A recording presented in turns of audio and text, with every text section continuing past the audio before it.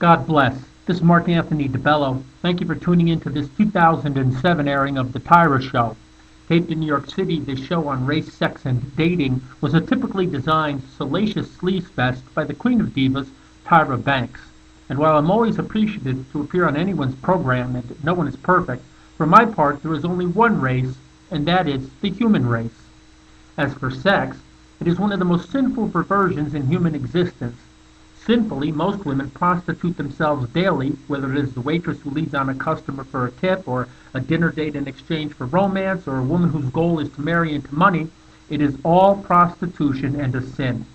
And as for dating, from my Christian perspective, the core human relationship, other than that between creator and creation, is the sacred relationship between a male and a female, a man and a woman.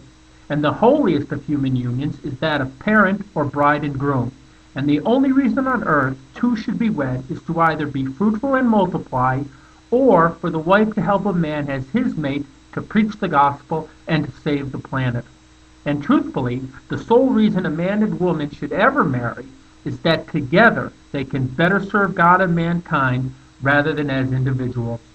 Having said that, please be educated and enlightened by my appearance on this episode of The Tyra Show.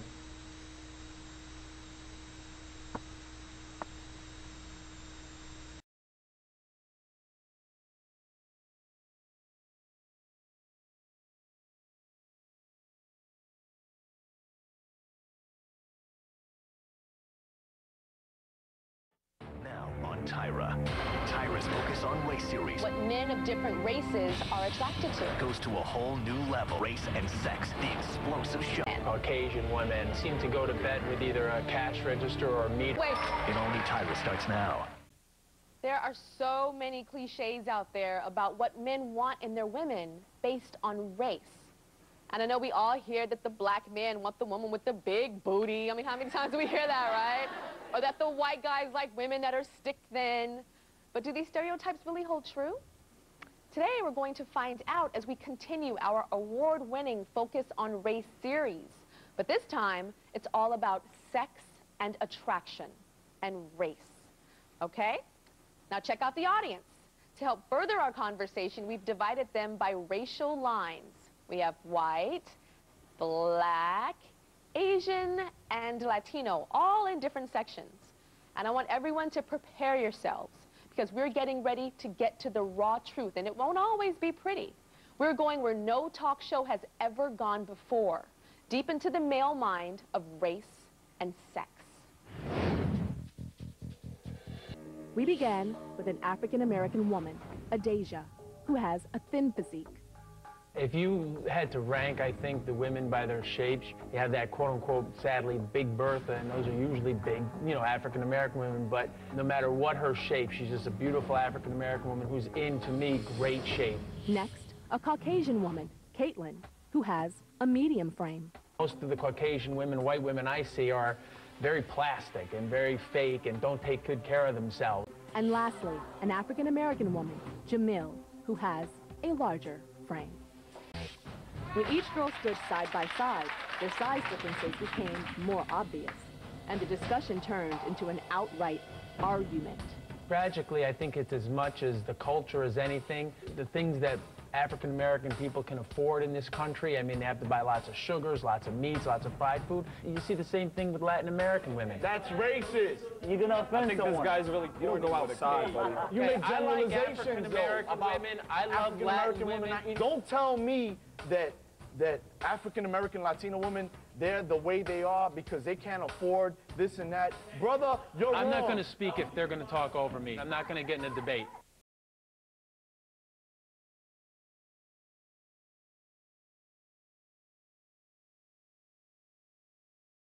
Okay, I want to ask Jamil, who was that? Mark said something about Big Bertha? What was that, Mark? Tyra, I'm a man who, and I believe I have a knowledge greater than any, that women ought to treat their bodies like a temple, and they ought to go with what God gave them and be healthy and natural and not get to this. It's a slang word for women who let themselves go, and it seems to me African-American women whether it's because they can't afford good foods or they don't take care of themselves. They just seem to get larger than other women, and it's a tragedy, and I hate to see it. It really breaks my heart. So wait, so I'm confused. So are you attracted to African-American women or not? I love all women, but it seems to me, in my experience, women of color take care of themselves more naturally. They keep it real. Caucasian women, if they have a problem with their figure, they'll go into a plastic surgeon. I don't think that's the way to do it. I think you keep the body God gave you, and you go with it, and that's the thing. You don't eat fried foods, you don't eat bad foods, and you don't get plastic surgery. If you're cold and superficial on the outside, you're going to have a counterfeit heart that steals and of stone. I want a girl who has a beautiful heart that keeps it real. Okay. Any white women are upset about what he just said about if you don't like yourself, you go get plastic surgery? Why don't you come on? I just don't understand why you think Caucasian women don't take care of themselves and you think that they're plastic. How do you get that type of racial... Well, like I said, I know women, I know people, and if you looked overall, universally, Caucasian women can afford to get plastic surgery. They're more interested in their outside appearance than the inside. I love the minority people. I love the poor people. I love somebody, if their body's not right, they take care of it naturally. When you do it on the outside, if you're fake on the outside, you're going to be fake on the inside, and that's wrong. Fake? I don't know you that well, and I can only know you by getting... But by my appearance, because that's what you're going on. You're going by appearance. Well, you appear to take care of your body and treat it like a temple. I hope your heart is right and that you love everybody, and that's what matters to me. We'll be right back. We'll be right back.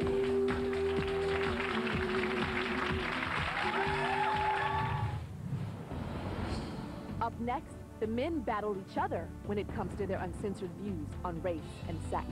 African-American women have, you know, big, beautiful eyes like a deer or a beautiful racehorse. Hello? What is up there? Like, I swear, I know for his six-pack, he's missing 2 bottles. I know for a fact.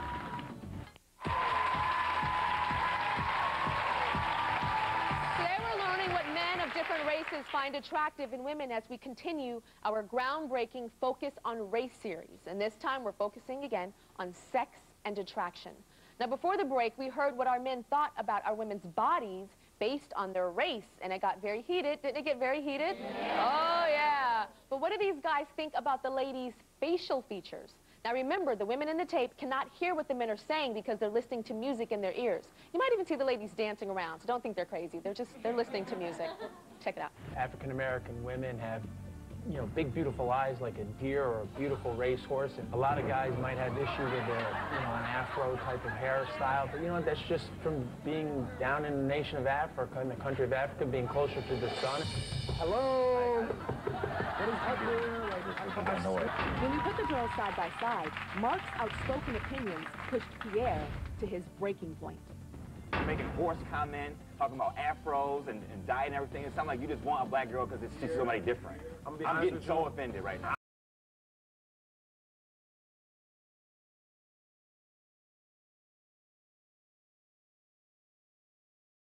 Sadly, the one that stands before me looks more painted and sculpted by the doctor on the corner, and that's what most Caucasian American women are like, and that just doesn't do it white for women me. in that nature when God your bless mother's you. white. I love you all, but that's not the thing.